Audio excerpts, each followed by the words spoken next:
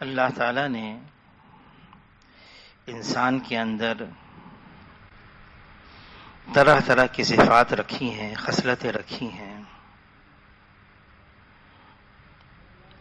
ایک خصلت یہ ہے انسان کے اندر اللہ نے رکھی ہے کہ ناگواری پر انسان اپنا رد عمل ظاہر کرتا ہے۔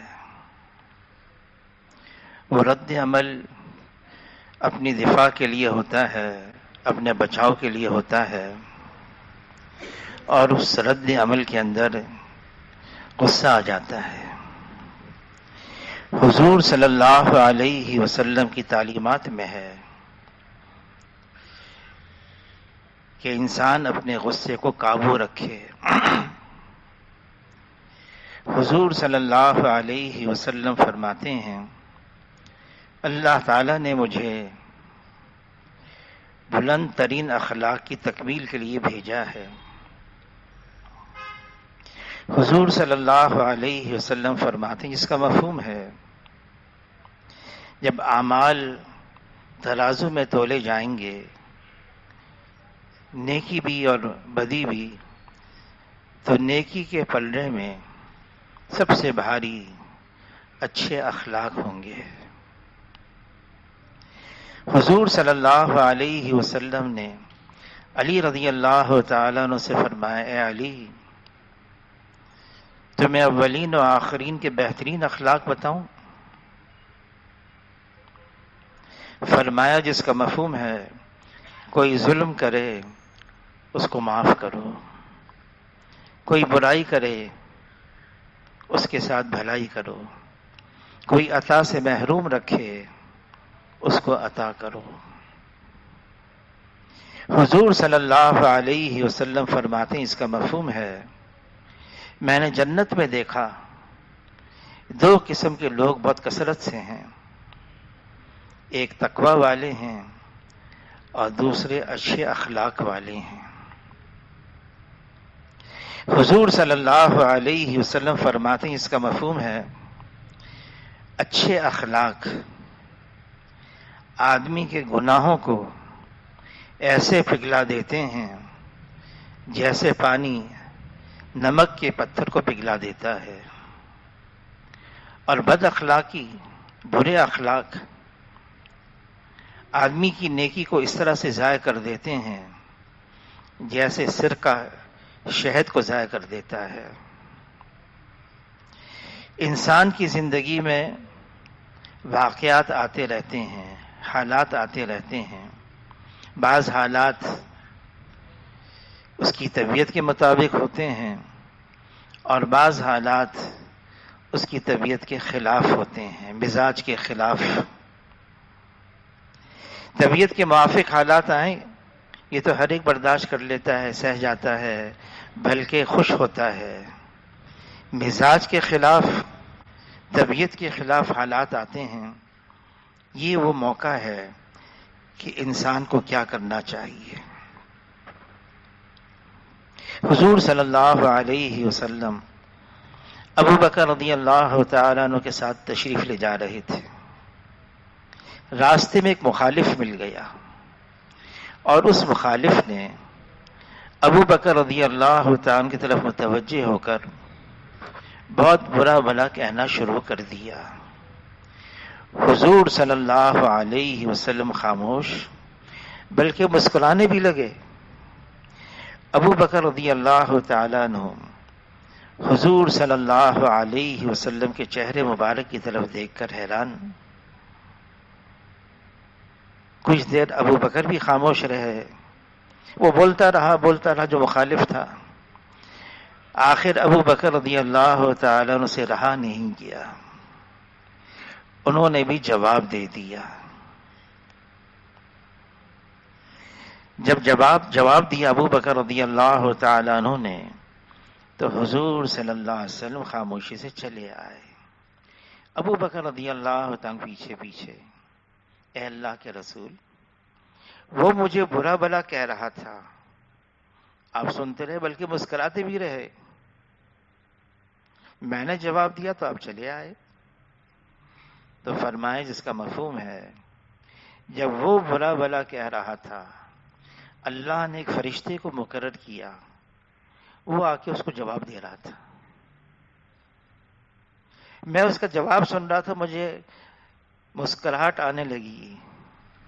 جب تم نے جواب دے دیا وہ فرشتہ چلا گیا.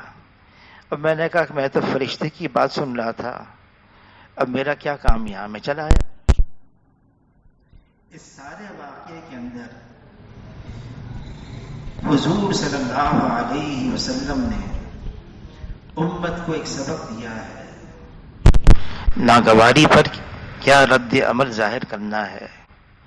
علی رضی اللہ تعالیٰ عنہ فرماتے ہیں خیر کس کا نام ہے؟ خیر، فرمایا کثرت مال کا نام خیر نہیں ہے، بلکہ کثرت علم اور حلم کا نام یہ خیر ہے. حلم کیا ہے؟ ناگواری آئی ہے، ناگواری، اور آدمی اس کو سہ جائے، برداشت کر لے، کوئی فوری رد عمل ظاہر نہ کرے. ایک یہودی عالم تھا زید بن سونا، وہ حضور کی خدمت میں آیا اور اس نے یوں کہا کہ ایک آپ کی عادت ہے، آپ کے پاس پیسے تو ہے نہیں لیکن آپ لوگوں سے قرضہ لیتے ہیں، ضرورت مندوں کو دیتے ہیں، ان پر خرچ کرتے ہیں. میرے پاس مال ہے، آپ مجھ سے لے لیں. بہت اچھی عادت ہے آپ کی، ضرورت مندوں پر خرچ کریں، جب ہوگا تو واپس کر دیں. تو حضور صلی اللہ علیہ وسلم کی ایک اور عادت تھی، کسی سے قرض لیتے تو طے کرتے کب دینا ہے، کب واپس کرنا ہے. حاجی صاحب حاجی عبدالوہاب صاحب فرمانے لگے جو اس نیت سے قرض لے کہ مجھے واپس کرنا ہے، اللہ تعالیٰ اس کی واپسی کا اپنی ذات اقدس کی خزانوں سے خود انتظام فرماتے ہیں. پھر مولانا جمیل صاحب مرحوم جو رائیونڈ کے امام تھے، ایک دن فرمانے لگے قرض حسنہ، کہتے میں قرض حسنہ لوں گا. اس کا کیا مطلب لیا ہے؟ قرض لے کر پھر ہنسنا، یعنی پہلی سے ہی نیت نہیں ہے دینے کی. حضور صلی اللہ علیہ وسلم نے طے کر لیا زید بن سونا سے کہ فلاں فلاں وقت کے بعد پھر یہ قرضہ واپس ہوگا. حضور صلی اللہ علیہ وسلم کی مجلس لگی ہوئی تھی، یہ آ گیا اور اس بھری مجلس میں یہ شور مچانے لگا، بہت شور مچایا، آپ ایسے ہیں، آپ کا قبیلہ ایسا ہے. یہ عادت ہے نا ہماری بھی، اگر ایک آدمی سے غلطی ہوتی تو سارے قبیلے کو برا بلا کہتے ہیں، ساری قوم کو برا بلا کہتے ہیں. مفتی زین العابدین صاحب رحمۃ اللہ علیہ فرمانے لگے اگر تم نے کسی قوم کی غیبت کی تو پوری قوم سے معافی مانگنی پڑے گی. بہرحال یہ زید بن سونا حضور صلی اللہ علیہ وسلم، حضور کے قبیلے کو،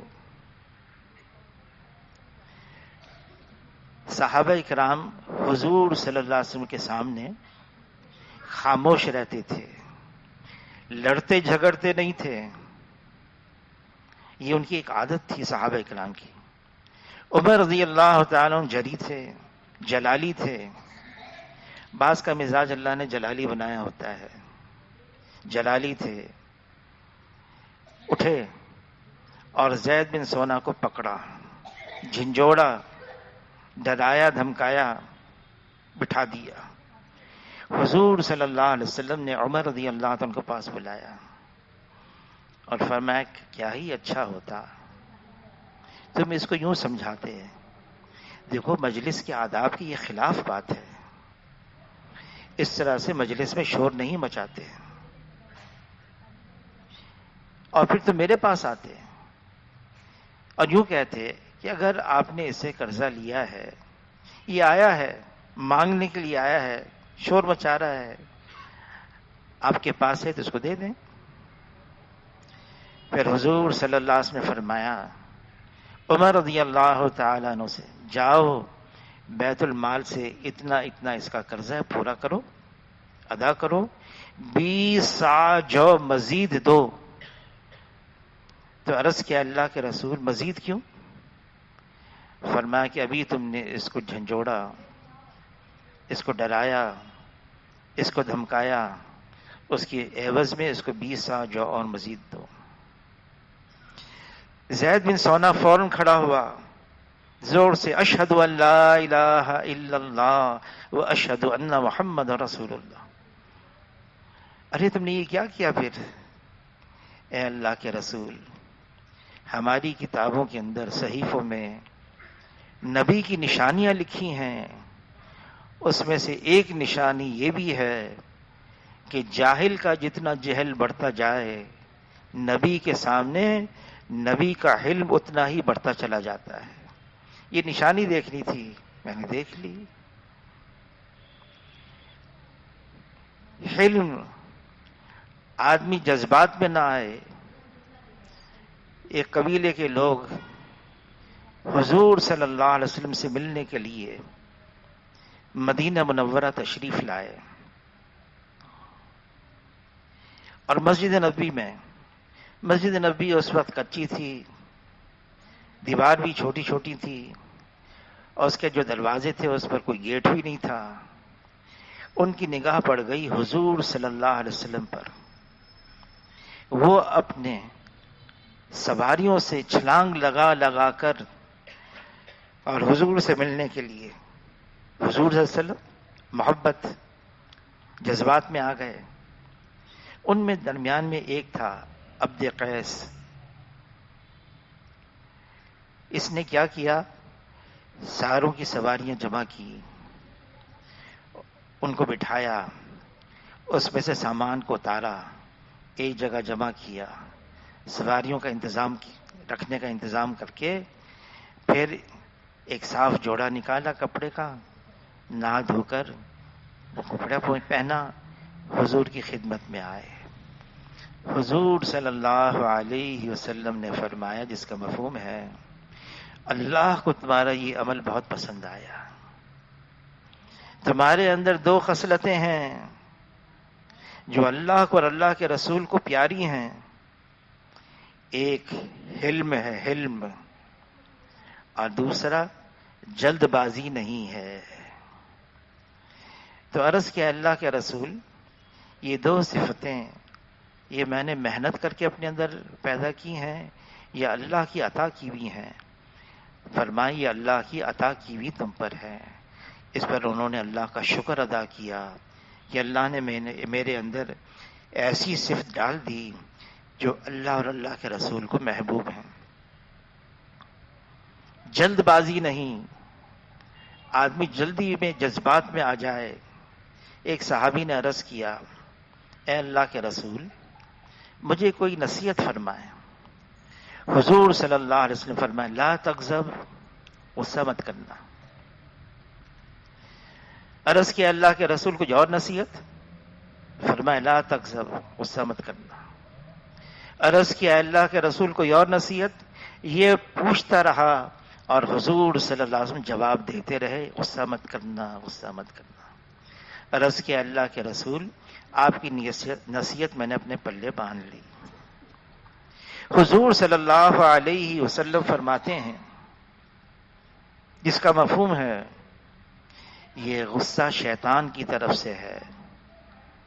شیطان آگ سے ہے، پانی آگ کو بجھاتی ہے۔ جب غصہ آ جائے وضو کر لیا کرو، کھڑے ہو بیٹھ جایا کرو، بیٹھے ہو لیٹ جایا کرو۔ فرمایا اعوذ باللہ من الشیطان الرجیم پڑھ لیا کرو۔ امام جوزی رحمۃ اللہ علیہ کی کتاب ہے تلبیس ابلیس، اس میں انہوں نے لکھا ہے کہ دو خصلتیں ایسی ہیں اگر انسان ان کو قابو نہ کرے تو یہ شیطان کے ہاتھ میں ایسا بن جاتا ہے جیسے بچے کے ہاتھ میں کھلونا ہوتا ہے۔ بچے کھلونے سے کھیلتے ہیں، جس طرح سے چاہیں توڑ بھی دیتے ہیں اس کو۔ وہ دو خصلتیں کون سی ہیں؟ فرمایا ایک شہوت ہے اور دوسرا غصہ ہے۔ اللہ نے تعریف بیان کی ہے، والقاظمین الغیظ والعافین عن الناس، غصے کو پینے والے ہیں، معاف بھی کرنے والے ہیں۔ حضور صلی اللہ علیہ وسلم نے کبھی بھی اپنی ذات کے لیے غصہ نہیں کیا، کبھی بھی کسی دنیاوی کام کے لیے غصہ نہیں کیا۔ حضور کو غصہ آتا تھا۔ صحابہ فرماتے ہیں حضور صلی اللہ علیہ وسلم کو جب غصہ آتا تھا تو ان کے دونوں بہوں کے درمیان میں ایک رگ تھی، وہ پھول جاتی تھی اور ہم سمجھ جاتے تھے کہ حضور صلی اللہ علیہ وسلم غصے میں ہیں۔ اور عائشہ رضی اللہ تعالیٰ عنہ فرماتی ہیں جب کوئی امر حق کی مخالفت کرے پھر حضور کو غصہ آتا تھا، اور ایسا غصہ آتا تھا کہ حضور کے غصے کی کوئی تاب نہیں لا سکتا تھا۔ لیکن امر حق، اور جب تک اس امر حق کو غالب نہ کر دیں، لیکن کبھی اپنی ذات کے لیے غصہ نہیں کیا، کبھی اپنی ذات کے لیے۔ انس رضی اللہ تعالیٰ عنہ فرماتے ہیں میں حضور صلی اللہ علیہ وسلم کی خدمت میں رہا 10 سال، اور میری عمر اس وقت تھی 10 سال کی، چھوٹی عمر تھی۔ میں نے بہت ساری غلطیاں کی ہیں، انس رضی اللہ تعالیٰ عنہ فرماتے ہیں بہت غلطیاں کی، کبھی ایسا نہ ہوا کہ حضور صلی اللہ علیہ وسلم نے فرمایا کہ ایسا کیوں کیا اور ایسا کیوں نہیں کیا، کبھی نہیں فرمایا ایسا کیوں کیا، ایسا کیوں نہیں کیا۔ خدمت میں ہیں، غلطیاں کر رہے ہیں، کبھی نہیں فرمایا۔ امت کو ایک سبق دیا ہے، کیا ہے؟ غصے کو قابو کرو۔ حضور صلی اللہ علیہ وسلم نے پوچھا بتاؤ پہلوان کون ہے، بہادر کون ہے؟ عرض کیا اللہ کے رسول جو ہر ایک کو پچھاڑ دے اور کوئی اس کو پچھاڑ نہ سکے، پہلوان ہے، بڑا بہادر پہلوان ہے؟ فرمائے نہیں، جو غصے کی حالت میں اپنے غصے کو قابو کر لے، فرمائے یہ پہلوان ہے، غصہ بھی آ رہا ہے اور اس کو قابو کر لیا۔ مولانا جمشید صاحب فرمانے لگے کہ تمام انبیاء علیہ الصلوۃ والسلام میں بعض ایسی چیزیں ہیں جو مشترک ہیں، ان میں سے ایک بات جو تمام انبیاء علیہ الصلوۃ والسلام میں مشترک ہے، ہر نبی سے اللہ نے بکریاں چرائی ہیں، بکریاں چروائی ہیں ہر نبی سے۔ اور بخاری شریف میں ہے کہ حضور صلی اللہ علیہ وسلم کی عمر شریف 7 برس کی تھی۔ اس 7 برس کتنے ہوتے ہیں؟ اس 7 برس کی عمر میں حضور صلی اللہ علیہ وسلم نے بکریاں چرائی ہیں۔ اور بکریاں چرانا، چرواہا ہوتا ہے، اس کے ہاتھ میں ایک عصا ہوتی ہے، لکڑی ہوتی ہے، اور اللہ نے بکریوں کا مزاج یہ بنایا ہے، مسکنت ہے ان کے اندر بکریوں میں، لیکن ان کا مزاج یہ ہے کہ وہ اگر ریوڑ سے الگ ہو جائے، جدا ہو جائے، تو اگر چرواہا حکمت سے کام نہ لے، اس کے پیچھے بھاگے تو وہ اور آگے بھاگتی ہے۔ چرواہا پیچھے بھاگتا ہے، وہ اور آگے بھاگتی ہے، اور آگے بھاگتی ہے، اور آگے بھاگتی ہے۔ اور اگر بھاگ بھاگ کر چرواہا، یہ مولانا جمشید صاحب فرما رہے تھے، بھاگ بھاگ کر چرواہا بکری پر قابو کر لی، جو بھاگ گئی تھی قابو کر لیا اس کو، اب غصے میں ہے، ہاتھ میں عصا ہے، اگر وہ اپنا ڈنڈا اس بکری کو مارتا ہے، اس کی ٹانگ توڑتا ہے، تو پوچھنے لگے بتاؤ کس کا نقصان ہے؟ اس چرواہے کا اپنا نقصان ہے۔ اور اگر غصے میں آ کر چرواہا یوں کہتا ہے، بکری جا رہی ہے، جائے جہنم میں، تو کس کا نقصان ہے؟ اپنا نقصان ہے۔ نہ چھوڑ سکتا ہے، نہ مار سکتا ہے، اس کو اپنے اوپر ہی برداشت کرنا ہوگا، سہ جانا ہوگا۔ ایک بہت بڑے عالم تھے، فرمانے لگے حضور صلی اللہ علیہ وسلم کو تو اللہ نے نرم بنایا، نرم مزاج۔ دیکھیں آدمی کا جو مزاج ہے وہ بدلا نہیں کرتا۔ فرمایا اگر یہ سنو پہاڑ اپنی جگہ سے ہل گیا، یقین کر لو آدمی کی طبیعت بدل گئی، فطرت بدل گئی، یہ یقین نہ کرنا۔ ہاں انسان کی طبیعت سے فطرت سے نکلنے والے اعمال بدل سکتے ہیں. آدمی کا مزاج ہے. حضور کو اللہ نے نرم بنایا اور فرمایا اگر ہم آپ کو نرم نہ بناتے کوئی آپ کے قریب نہیں آ سکتا تھا. حضور کا روب. حدیث پاک کا مفہوم ہے 1 مہینے آدمی پیدل چلتا رہے چلتا رہے چلتا رہے جہاں پہنچے 1 مہینے مسافت یہاں تک حضور کا روب پہنچتا تھا. لیکن اللہ نے بشریت کے اندر حضور کو ڈھانپ دیا تھا. لیکن ہر نبی کو ایسا نہیں بنایا تھا. موسیٰ علیہ السلام تھے جلالی. ایک کو گھونسا مارا مر گیا. ان سے بھی بکریاں چرائی ہیں. اور موسیٰ علیہ السلام بکریاں چرا رہے ہیں. شعیب علیہ السلام کی بکریاں ہیں چرا رہے ہیں. چراتے چراتے ایک بکری جدا ہوئی. موسیٰ علیہ السلام آگے جلال میں بھاگے اس کے پیچھے. بکری بھی بھاگ رہی. موسیٰ علیہ السلام اور نبی کے اندر جو ہے کتنی طاقت ہوتی ہے. کوئی بعض کہتے ہیں 40 طاقتور انسانوں کی طاقت ایک نبی میں ہوتی ہے. بھاگ رہے ہیں. بھاگ بھاگ کر اس کو قابو کر لیا. قابو کر کے اس سے میں جلال میں جیسی بکری کو دیکھا ہانپ رہی ہے کانپ رہی ہے. پیٹ اندر باہر اندر باہر. موسیٰ علیہ السلام کا جلال جمال میں بدل گیا. ہائے میں نے تجھے تھکا دیا میں تیری ٹانگیں دباؤں. اس کی ٹانگیں دبانے لگے بکری کی. تمام انبیاء علیہ الصلوۃ والسلام سے اللہ نے بکریاں چرائی ہیں. امت کو بتانے کے لیے اپنے اندر مزاج بنانا پڑے گا برداشت کا, سہ جانے کا, ضبط کرنے کا. حالات آئیں گے ناموافق, مزاج کے خلاف, طبیعت کے خلاف حالات آئیں گے, ضرور آئیں گے, ہر ایک پر آئیں گے. انفرادی طور سے بھی آئیں گے اور بطور امت کے بھی اس پر حالات ناموافق آئیں گے. کرنا کیا ہے؟ ضبط کرنا ہے, سہ جانا ہے. اللہ تعالیٰ جناب رسول اللہ صلی اللہ علیہ وسلم سے فرما رہے ہیں آپ صبر کریں جیسے آپ سے پہلے اولو الانبیاء نے, اولو العزم انبیاء نے صبر کیا ہے. آپ بھی صبر کریں, سہ جائیں, برداشت کریں. بے عیب ذات صرف ایک اللہ کی ہے. اللہ میں کوئی کمی نہیں, کوئی کجی نہیں ہے. یکتر ہر قسم کے عیب سے اللہ تعالیٰ پاک اور صاف ہیں.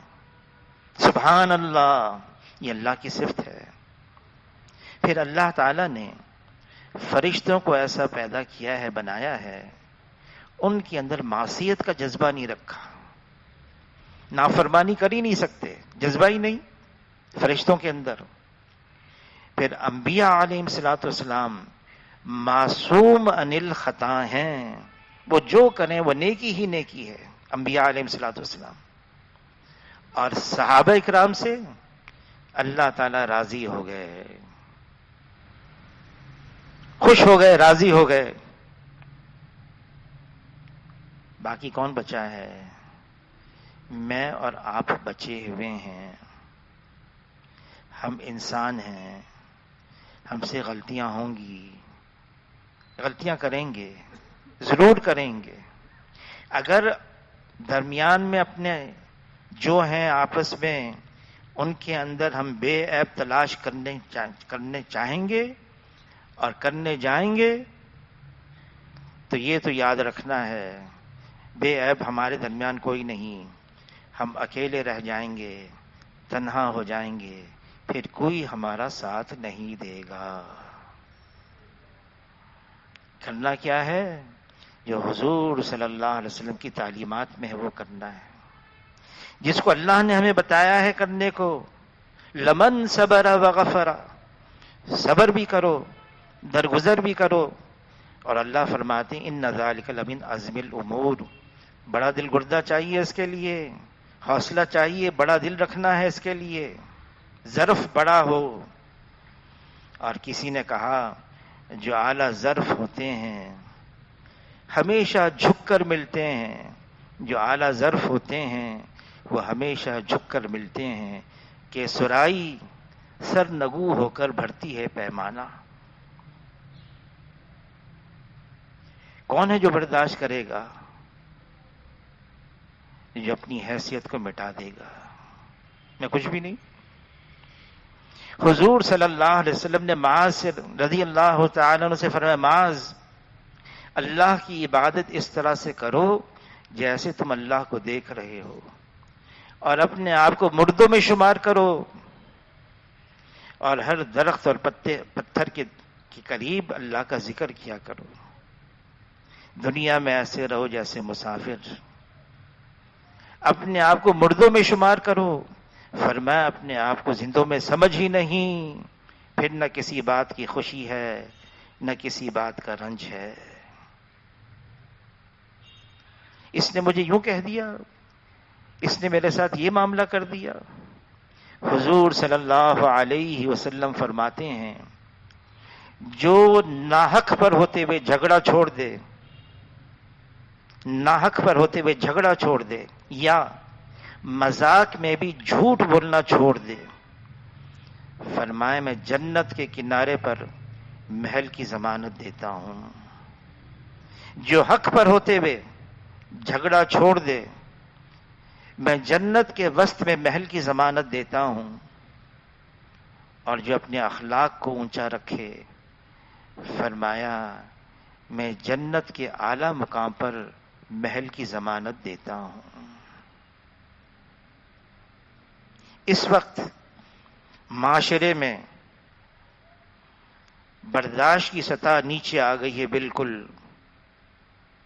ذرا مزاج کے خلاف بات ہو جائے، ذرا طبیعت کے خلاف بات آ جائے، فوراً رد عمل.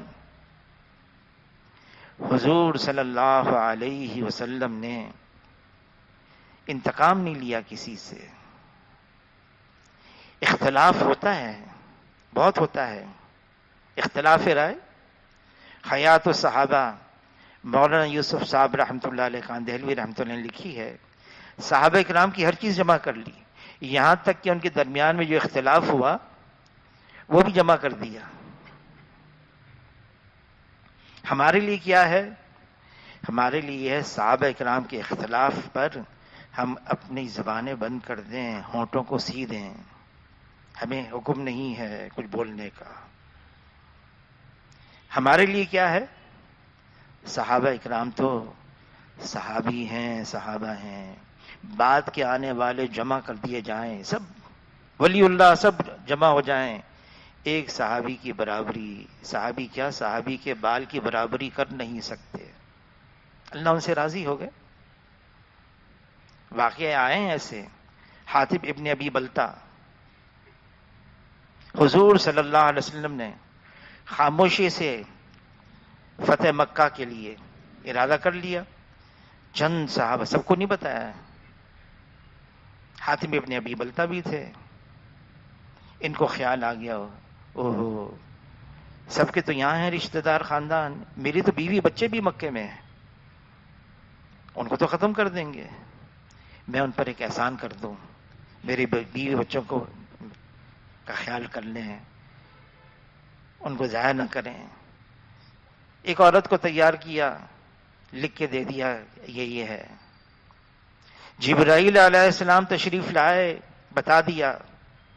وحی کا زمانہ تھا کہ ایسا سے ہے، جا رہے ہیں. عورت کو تیار کیا ہوا ہے اور اس کے پاس پرچہ ہے، اس کو روکو.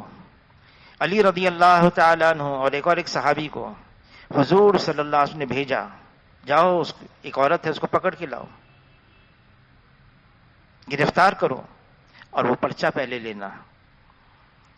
اب علی رضی اللہ تعالیٰ عنہ ایک ساتھی کے ساتھ وہاں پہنچ گیا. عورت مل گئی، پرچہ کہاں ہے؟ تو کون سا پرچہ ہے؟ نہیں. ساری تلاشی لے لی، نہیں ملا.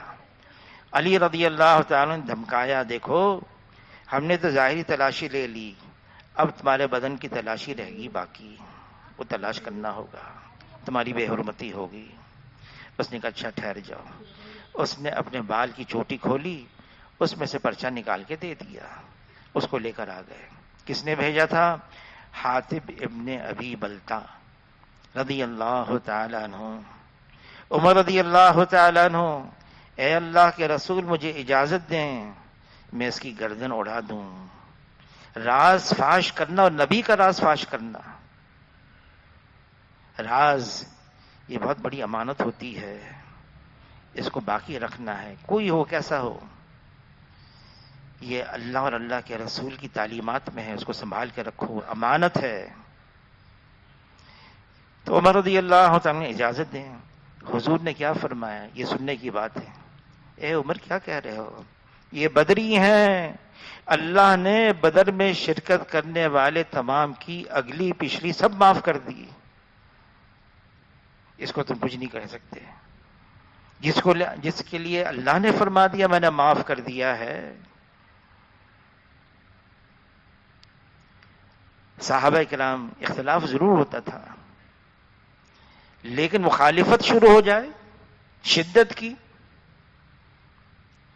حضور صلی اللہ علیہ وسلم خندق سے واپس آئے، غسل فرمایا، کپڑے تبدیل کیے۔ حضور صلی اللہ علیہ وسلم کی عادت شریف بڑے نفیس تھے، صاف ستھرا رہتے تھے، یہاں تک کہ احرام کی حالت ہے، عرفات میں پہنچے ہیں اور پہلے غسل کیا ہے، سنت بنا دی اس کو احرام کی حالت میں۔ علماء سے پوچھنا پڑے گا کیسے کرنا ہے، وہ کیا نیت کرنی ہے۔ حضور صلی اللہ علیہ وسلم نے صاف کپڑے پہن لیے۔ جبرائیل علیہ السلام آ گئے، اے اللہ کے رسول آپ نے ہتھیار بھی اتار لیے، آپ نے غسل بھی فرمایا، کپڑے بھی تبدیل کر لیے، اللہ کا کیا حکم ہے؟ پوچھا جبرائیل علیہ السلام سے اللہ کا کیا حکم ہے؟ کہ اللہ تعالیٰ تو یوں فرما رہے ہیں بنو قریظہ کی طرف جانا ہے، بنو قریظہ۔ حضور صلی اللہ علیہ وسلم باہر آئے، تشریف لائے اور اعلان کیا کوئی عصر کی نماز نہ پڑھے جب تک کہ بنو قریظہ نہ پہنچ جائیں۔ اللہ کا حکم آ گیا، صحابہ کرام جمع ہوئے، اللہ کے رسول کیا بات ہوئی؟ کہ ایسے ایسے جبرائیل علیہ السلام آئے، مشورہ کرو مشورہ۔ یہ مشورہ بھی اللہ نے عجیب دیا ہے اس امت کو۔ ایک پوری سورت کا نام، قرآن کی سورت کا نام اشورا رکھا ہے۔ یہ مشورہ ہے کیوں؟ یہ اجتماع القلوب کے لیے ہے، دلوں کو جوڑنے کے لیے ہے۔ مشورہ کرو، مشورہ کیا، کیا کریں؟ تو عرض کیا ایک جماعت بنا لیں، سب کے جانے کی ضرورت ہے، ایک جماعت بنائیں۔ اور کس کا جانا ہے یہ بہت ضروری ہے، کس کا جانا وہاں مناسب ہے، یہ بہت ضروری بات ہے۔ یہ سوچیں، سوچ لیا، جماعت روانہ کر دی، چلتے چلتے نکلتے نکلتے کچھ تاخیر ہو گئی، عصر کا وقت۔ کچھ ساتھی کہنے لگے عصر کا وقت جا رہا ہے، نماز پڑھ لیں عصر کی۔ کسی نے کہا بھائی اللہ کے رسول نے فرمایا وہاں پہنچ کے پڑھنی ہے، وہی کا زمانہ ہے، اللہ کے رسول نے فرمایا وہاں پہنچ کے۔ کہ وہ اس وقت ہوتا جب ہم وقت پر نکلتے، ہم تاخیر سے نکلے، عصر کا وقت جا رہا ہے، اللہ کا حکم ٹوٹ رہا ہے، نماز پڑھ لو۔ بعض نے پہلے پڑھ لی، بعض نے وہاں جا کے پڑھی، واپسی پر کارگزاری ہوئی۔ حضور صلی اللہ علیہ وسلم کے سامنے بات آئی، جنہوں نے پہلے پڑھی کیوں پڑھی؟ اللہ کا حکم ٹوٹ رہا تھا، وہاں کیوں پڑھی جا کے؟ اے اللہ کے رسول، آپ اللہ کے رسول ہیں، آپ نے حکم دیا وہاں جا کے پڑھیں گے۔ فرمایا دونوں نے اللہ اور اللہ کے رسول کی وجہ سے کیا ہے، اپنی ذات کے لیے نہیں کیا، اللہ اور اللہ کے رسول کے لیے کیا۔ اختلاف پھر معاملہ ہی ختم ہو گیا، اللہ اور اللہ کے رسول کے لیے کیا ہے۔ یہ تو صرف اللہ ہی فیصلہ کریں گے کہ ہمارا جو اختلاف ہے وہ نفس کے لیے ہے، نفسانیت ہے، انانیت ہے، کس وجہ سے ہے، کسی دنیاوی کام کے لیے ہے، کیا غرض ہے، یہ تو اللہ ہی فیصلہ کریں گے۔ ہمارے لیے کیا ہے؟ بدگمانی مت کرو. بدگمانی سے پھر بد کلامی ہوتی ہے، پھر غیبت شروع ہو جاتی ہے، پھر تہمت، جھگڑا، یہ ساری چیزیں شروع ہوتی ہیں. ہمارے لیے کیا ہے؟ اچھا گمان کرو. حضور صلی اللہ علیہ وسلم فرماتے ہیں، اس کا مفہوم ہے حشر کے میدان میں پوچھا جائے گا فلاں کے بارے میں تم نے یہ گمان کیا، ثبوت لاؤ. ثبوت، وہاں تو ثبوت مانگا جائے گا. تم نے فلاں کے بارے میں یوں کہا، یوں سوچا، یوں سمجھا، ثبوت لے کر آؤ. حشر کے میدان میں کہاں سے لے کر آئیں گے؟ ہاں، اچھا گمان باندھا، اس کے لیے کوئی سوال جواب نہیں ہے. اچھا گمان، تعلیم کیا ہے؟ ہر ایک کے بارے میں اچھا گمان باندھو. اچھا گمان. اچھا کیا ہوا، ایک دفعہ رات کا وقت تھا، ہماری مسجد کی جماعت تھی، ہم مکی مسجد جا رہے تھے.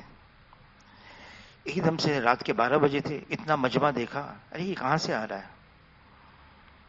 تو وہ ساتھی نے کہا وہ دیکھو سامنے شیطان گھر ہے، وہاں سے آ رہا ہے رات کے 12 بجے. میں نے کہا کبھی اچھا گمان بھی باندھ دیا کرو. کہنے گے یہ سارے مکی مسجد سے آ رہے ہیں. فوراً گمان بدل دیا. بہرحال اچھا گمان باندھنا، گمان اچھا نہیں ہوگا نا، بدگمانی، بد زبانی ہوگی، گالم گلوچ ہوگی. فرمایا جب میری امت گالم گلوچ پر اتر آئے گی، اللہ جل شانہ کی نگاہ سے گر جائے گی.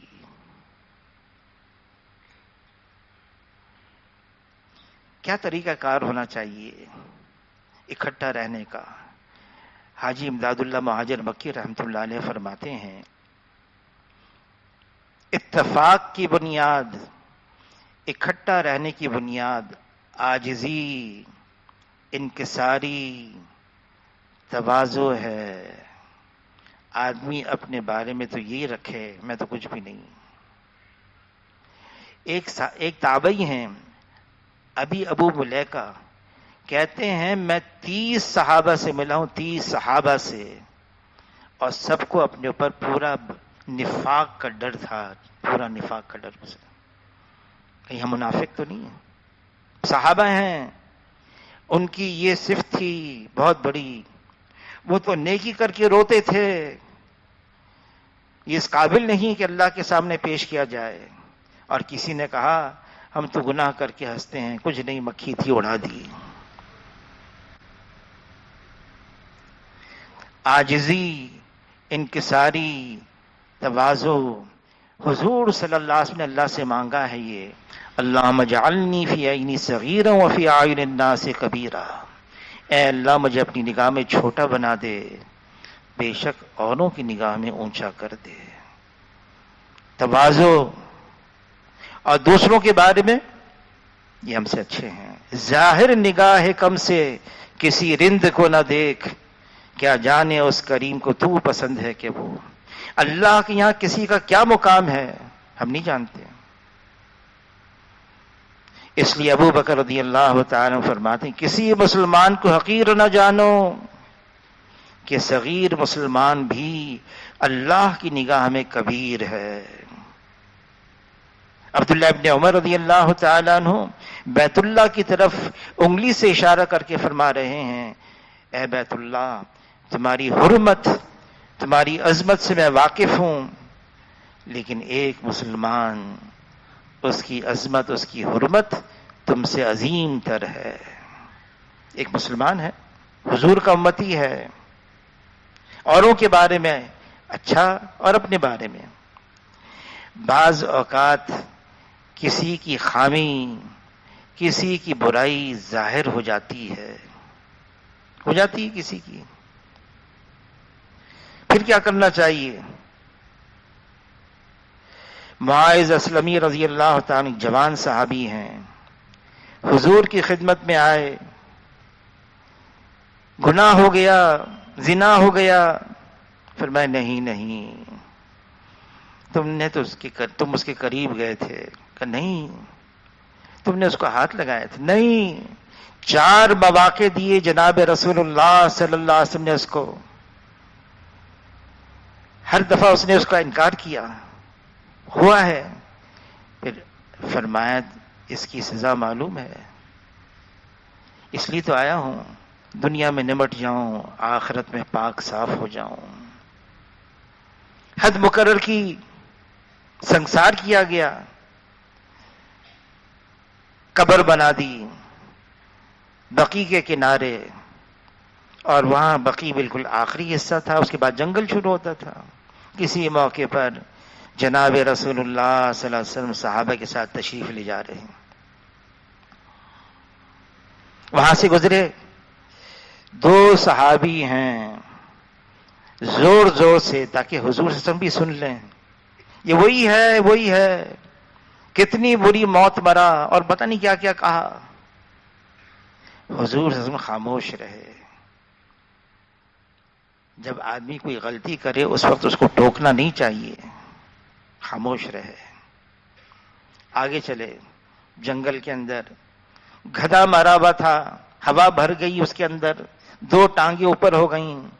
حضور صلی اللہ علیہ وسلم نے آواز دی، وہ کہاں ہیں دو، آ جائیں. فرمایا اس مرے ہوئے گدھے کا گوشت کھاؤ. سمجھ گئے غلطی ہوئی ہے. عرض کیا اللہ کے رسول ہم سے کیا غلطی ہوئی؟ کہا تم نے ایسے کے بارے میں یہ الفاظ کیا ہے کہے. فرمایا قسم ہے اس ذات کی جس کے قبضے میں محمد صلی اللہ علیہ وسلم کی جان ہے.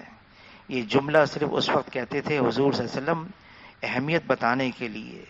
قسم ہے اس ذات کی جس کے قبضے میں محمد صلی اللہ علیہ وسلم کی جان ہے، میں معاذ اسلمی کو جنت کی نہروں میں غوطہ کھاتے ہوئے دیکھ رہا ہوں.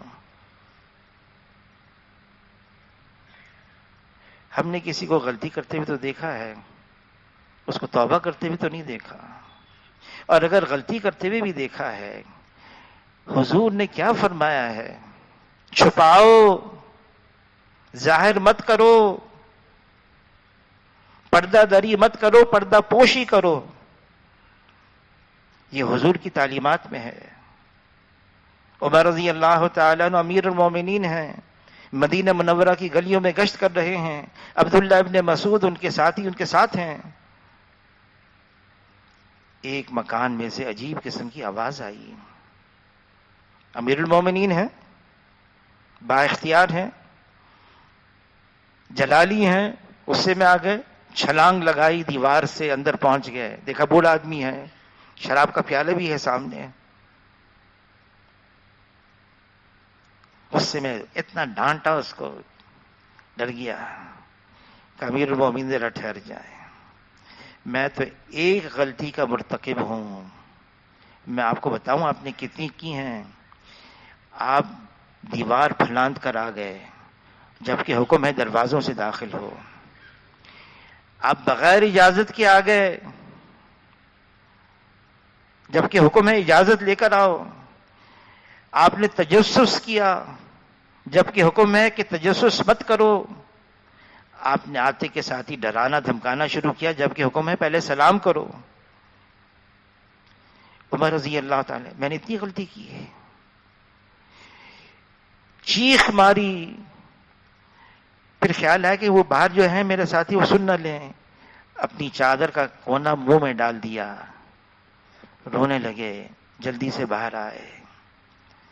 عبداللہ ابن مسعود نے پوچھا کیا ہوا؟ کہ کچھ نہیں ہوا. وقت گزر گیا. امیر المومنین عمر رضی اللہ تعالیٰ کی مجلس لگی ہوئی ہے، وہی شخص سامنے بیٹھا ہوا ہے. نظریں ٹکرائیں، گھبرا گیا وہ. بات پوری ہوئی، مجلس اختتام پر آئی. عمر رضی اللہ تعالیٰ نے اس کو بلایا پاس، قریب آ جاؤ اور قریب آ جاؤ. کان میں کہا اس رات کا واقعہ صرف میرے اور تمہارے درمیان میں ہے، کسی کو پتہ نہیں چلا. اس شخص نے کہا امیر المومنین آپ بھی کان قریب کریں. فرمایا اس رات کے بعد میں نے ہاتھ تک نہیں لگایا. حکم کیا دیا؟ چھپاؤ. جو پردہ داری کرتا ہے، ہم سب گنہگار ہیں. ہم میں سے کون یہ دعوے دار ہے کہ میں نے کوئی غلطی نہیں کی؟ کل بنی آدم خطاؤن، ہم ساری گنہگار ہیں. مولانا احمد علی لاہوری رحمۃ اللہ علیہ فرماتی تھی اللہ نے پردہ رکھا ہوا ہے، اگر یہ ہمارا بھی پردہ چاک ہو جائے کوئی ہم پر تھوکنا بھی پسند نہ کرے، کسی کی غلطی ہمیں سامنے آ جائے چھپائیں اس کو، پتہ نہیں کس وقت وہ توبہ کر لے گا۔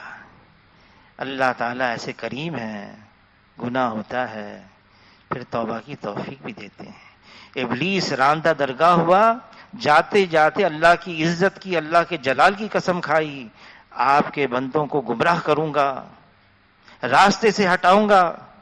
اللہ نے بھی اپنی عزت اور جلال کی قسم کھا لی، میرے بندے گناہ کریں گے، توبہ کریں گے، میں ان کو معاف کرتا رہوں گا۔ ہمیں اکٹھا رہنا ہے، یہ امت ہے امت، اور یہ امت ایسی بنائی ہے اللہ نے کہ جس کی خود تعریف کی ہے جناب رسول اللہ صلی اللہ علیہ وسلم کی امت، پچھلی امتوں کے واقعات بیان کر دی، یہ کیا یہ کیا یہ کیا، اس امت پردہ رکھا ہے اللہ نے، پردہ رکھ لیا۔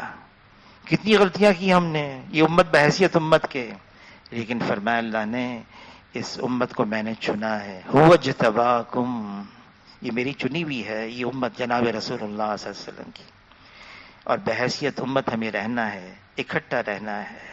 اکٹھا رہنے کے لیے ہمیں ضبط بھی کرنا ہوگا، صبر بھی کرنا ہوگا، برداشت بھی کرنا ہوگا، درگزر بھی کرنا ہوگا، معاف بھی کرنا ہوگا، اور ایک دوسرے کے لیے اللہ سے دعائیں بھی کرنی ہوں گی۔ حضور صلی اللہ علیہ وسلم نے ساری امت کے لیے دعا مانگی، بہت مانگی ہے، کتنی مانگی ہیں۔ مفتی زین العابدین صاحب رحمۃ اللہ علیہ فرما رہے تھے حضور صلی اللہ علیہ وسلم اپنے ایک ایک امتی کے لیے آنسو بہا کر گئے ہیں، ایک ایک امتی کے لیے، ہم اندازہ نہیں لگا سکتے۔ جس کے لیے حضور صلی اللہ علیہ وسلم نے آنسو بہائے ہوں تو اس کی ہم قدر نہ کریں، جس کے لیے حضور نے دعائیں مانگی ہوں اس کا ہم خیال نہ کریں۔ اکٹھا رہنا ہے، اللہ سے دعا بھی مانگنی ہے، اے اللہ بحیثیت امت کے ہمارے درمیان میں امت پناہ باقی رکھے۔ بعض اوقات گناہوں کی وجہ سے بھی دلوں سے محبت نکل جاتی ہے، آدمی کے اندر چڑچڑاہٹ پیدا ہو جاتی ہے، ڈانٹ ڈپٹ، لڑائی جھگڑے، یہ گناہوں کی وجہ سے۔ ہم اللہ کے سامنے استغفار بھی کریں، خود بھی کریں، ساری امت کی طرف سے بھی کریں۔ اللہ تعالیٰ ہم سب کو قبول فرمائے۔ انشاءاللہ سفر ہے، 10 دن کا سفر ہے انشاءاللہ، جوڑ ہے رائے گنج کے اندر۔